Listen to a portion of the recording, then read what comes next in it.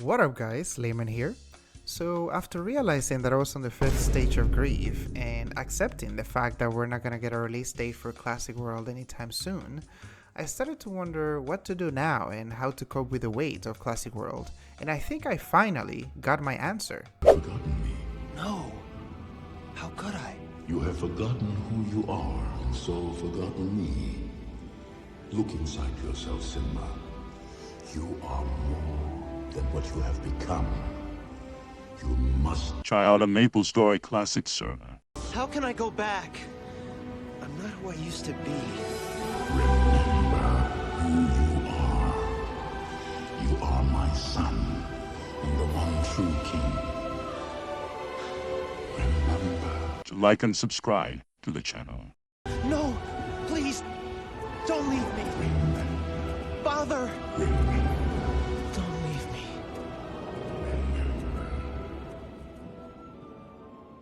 So the question was, which classic server should I go for? Because I was not going to go to any of the private servers that I've been to in the past. So I was thinking about going to Artale for the second time, because I kind of tried it once and I didn't like it that much. So maybe they did some changes that would make me stay longer. And I decided to just not do that and jump into a new experience to see if I was gonna like it or not. And that's when I decided to go into Chronostory as an option. Chronostory was a classic server that I saw for the first time through the YouTuber Dino Fries, and he was playing it like and introducing it to his community, and why not?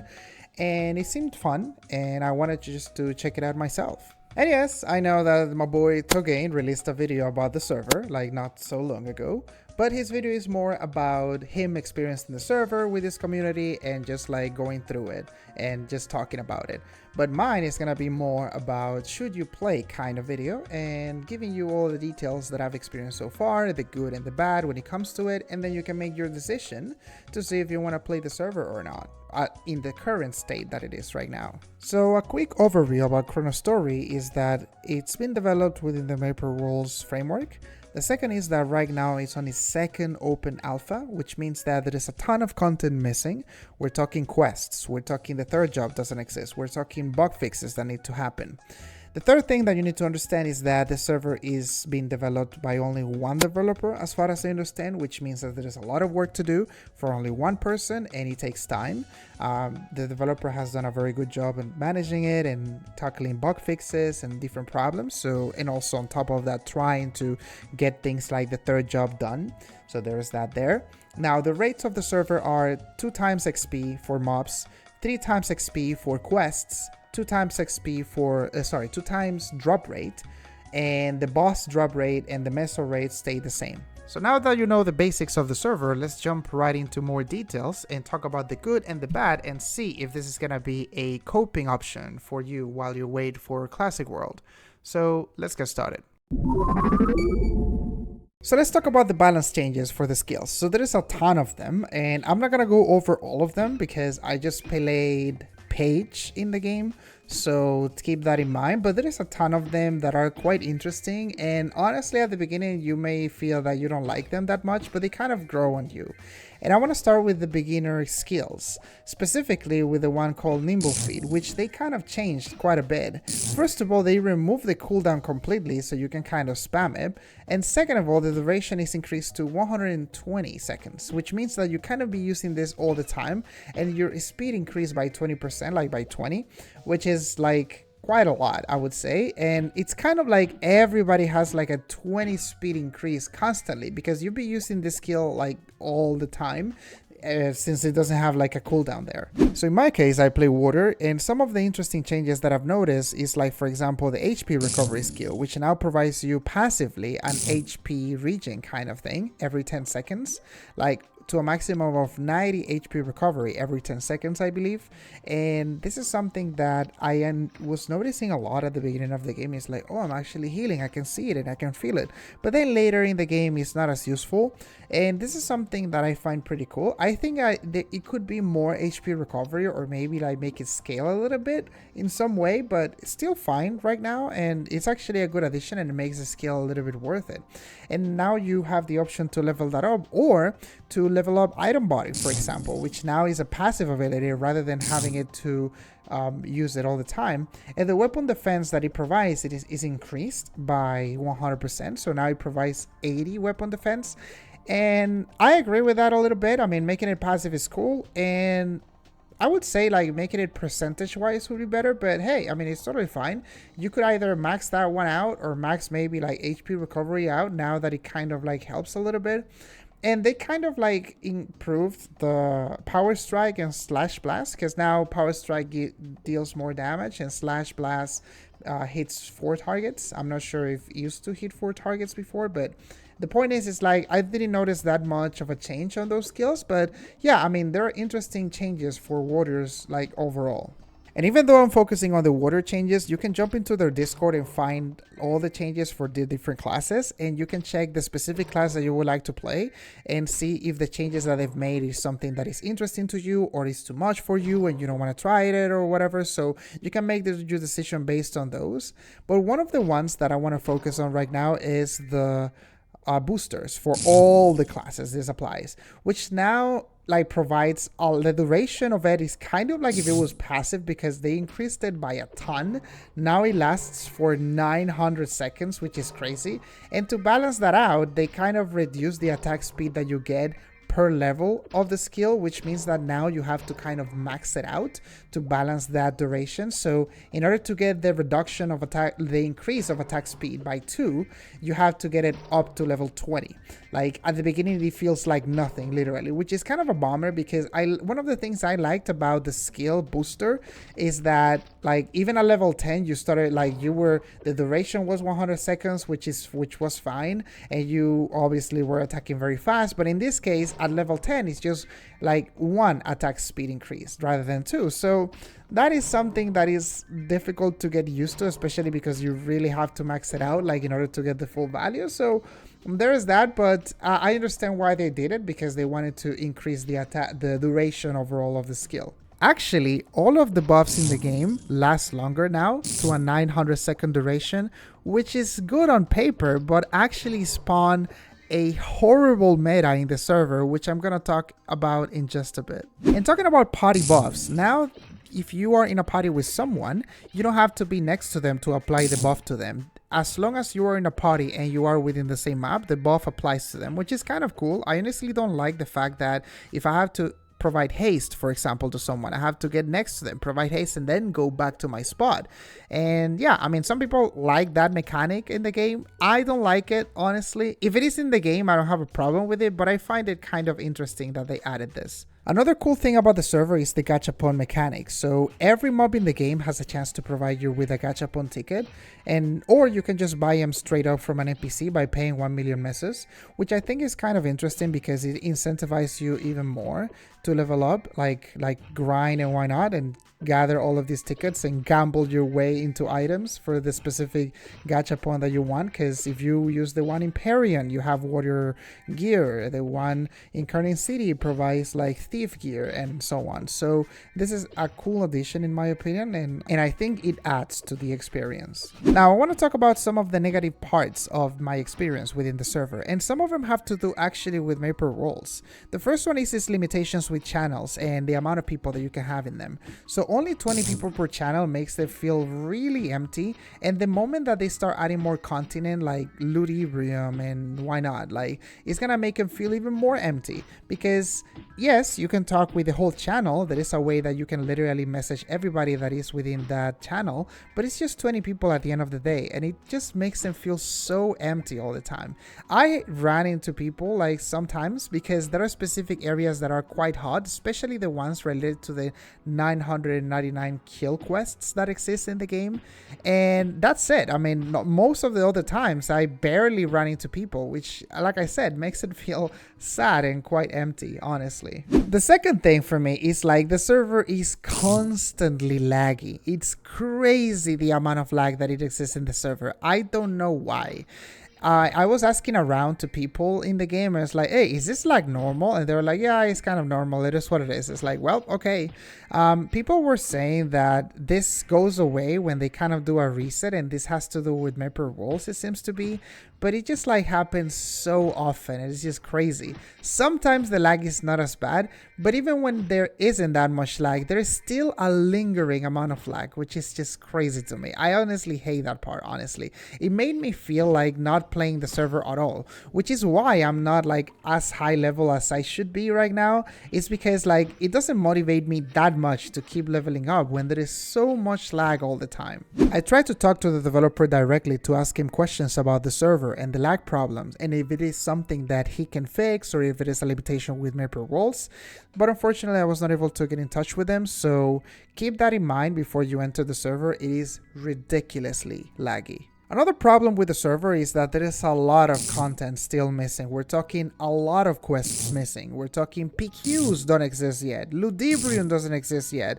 Third job doesn't exist yet. So that's something to keep in mind before jumping into the server, and that can be a deterrent for a lot of people to even try the server in the first place. Now, obviously, there's gonna be a lot of content missing because it's in alpha, but we don't know exactly when all of this content is gonna be added to the game, especially because it's just one developer, so there is a lot of work involved. So keep that in mind before like dedicating hours into the server. And one of the things I wanted to ask the developer was, do you think that the fact that Classic World was announced makes you lose motivation to keep working on this server?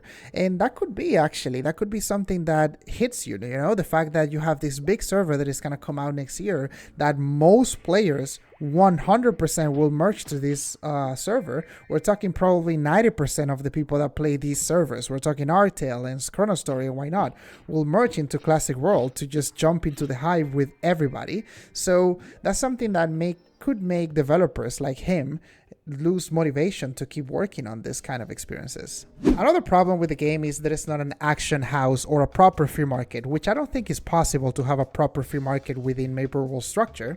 So in order for you to sell or buy items, you have to do it either through Discord or through like global chat. There's like a global chat message that you can send, which is like fine, I guess, but it's not the same as having an option there that you can just navigate through and see what people are selling and why not. So that's a big problem. I don't know if the developer is going to add an action house in the future. Not sure. Hopefully he does, because I think having that kind of system like that would be quite important, because a lot of people don't like to navigate through Discord or just put a message on Discord. Some people do, but I would like to have the option, if that makes sense. There is also an interesting problem in the game that spawned from an improvement of the game, which is like the buff duration. Remember what I told you about the buffs lasting now 900 seconds, all of them? Now, because of that, and because of the way the free market works in the game, that you can literally teleport to the free market from anywhere in the map, now people create buffing mules that literally is just there to provide buffs to them. So they get in a party with themselves, with the other characters, and then just like stand them on the free market, and they just go in when the buffs are running out, buff themselves with haste or whatever, and go out for whatever reason. Also, there are people like request buffs in the channels, like, hey, can you guys buff me? I can provide rage back or whatever. It's just this meta of providing buffs to each other, which is super weird, and I honestly don't like it. It destroys the game. And also, funny enough, you have now mules, buff mules or whatever, that are just standing in the free market, for example, occupying space in the server and in the channels, especially because the channels are not as big as they should be, right? So you have 20 people in a channel, but now you have less people because there are people literally standing in the free market occupying space just for buff or something, which is crazy. So yeah, I don't understand that meta. I honestly don't like it. I hope that they tackle that problem, because I don't think that's a good thing for the server. That's healthy. Maybe some people like to have that kind of meta, but I personally don't like it because it disincentivizes party play, in my opinion. Now you don't need people to provide you haste or whatever because you have a mule that provides it to you or something. So yeah, I definitely don't like that. And funny enough, that's a problem that got spawned from a solution of another problem. So yeah, you have that going on. Now, the last thing I want to talk about is the rate increase of XP and drops in the game, and why this is not a solution actually to the problem of the classic experience, and why I advocate to increase it individually for case by case basis.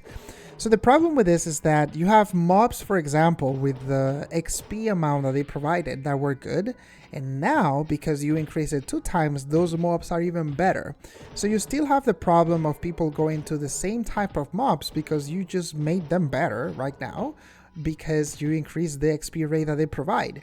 Yes, it is true that the game has increased the amount of mobs that spawn on different maps, so people are more incentivized on going to these mobs, but the problem still remains where you have mobs that were not supposed to have such an increase, and some mobs that were good actually to have that increase.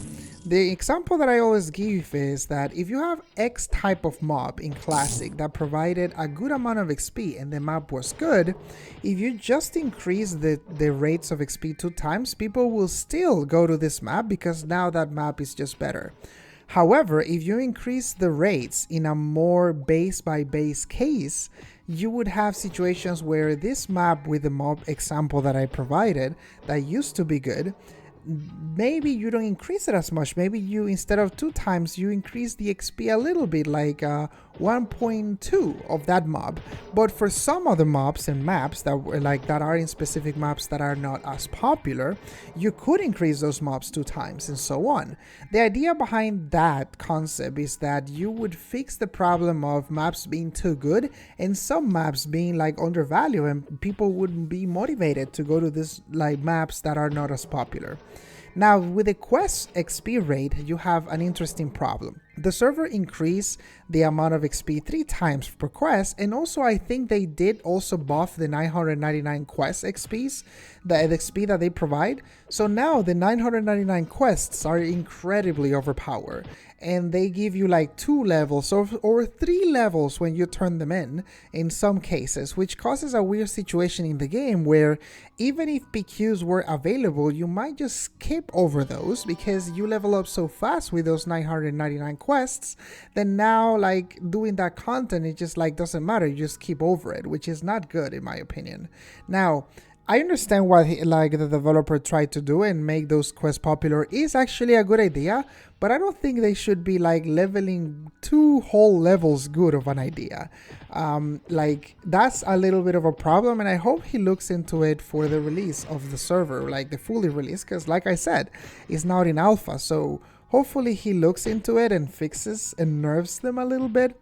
Now, why increasing the rates like that of quests overall is bad? Because in the classic formula, let's say in the classic game of MapleStory, you had quests that made no sense of the amount of XP that they provided. So you have quests that are on level 40, for example, that they provided, I don't know what, 2000 XP when you turn them in, which is crazy low. 2000 XP when you're level 40, it means nothing. So imagine that you say, you know what, this server now has 3 times XP rates increase. That quest now gives 6000 XP, which still is too low. So what the idea behind the XP rate increase for quests should not be a flat rate, but of course evaluating each quest, kind of like what he did with the 999 quests, and increasing the amount of XP that they provide individually, so they would make more sense in the level bracket that they're in.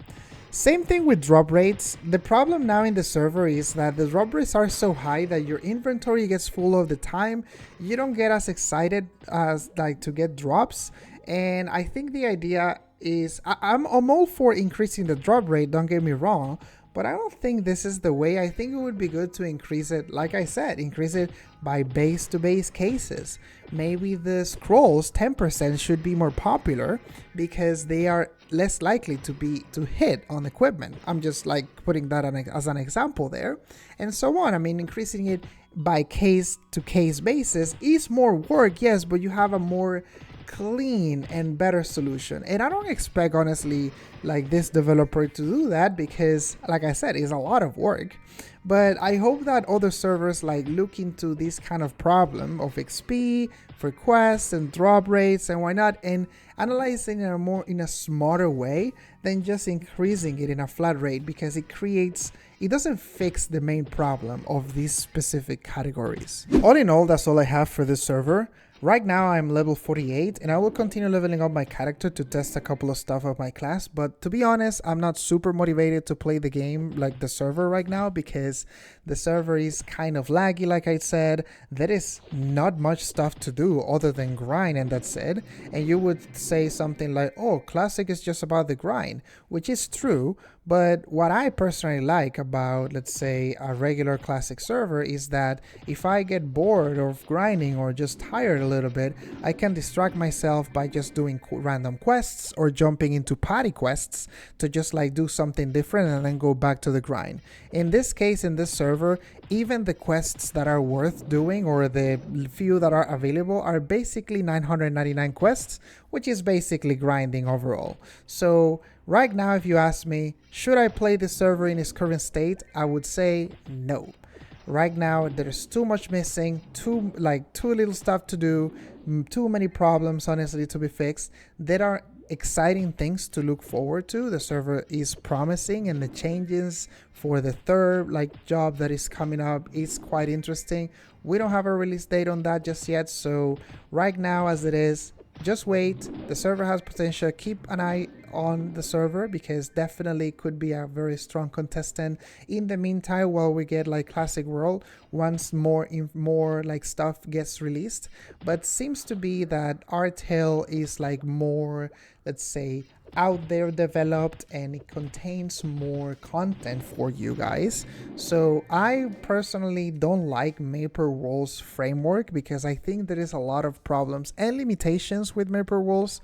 The fact that you have just like X amount of people per channel makes it feel too empty, and I honestly don't like that. I like, if I'm playing like an MMORPG, I really like to see people walking around and interact with people and just like see that people are training and the world is filled up. So that's something that I don't see here. It's just like if everything feels too empty, and that's not because of the server, but because MapleWorld. So I wouldn't recommend it right now in its states, maybe in the future when they add more stuff. So that's pretty much it when it comes to this video. Thank you so much for watching, and I'll catch you in the next one. Bye.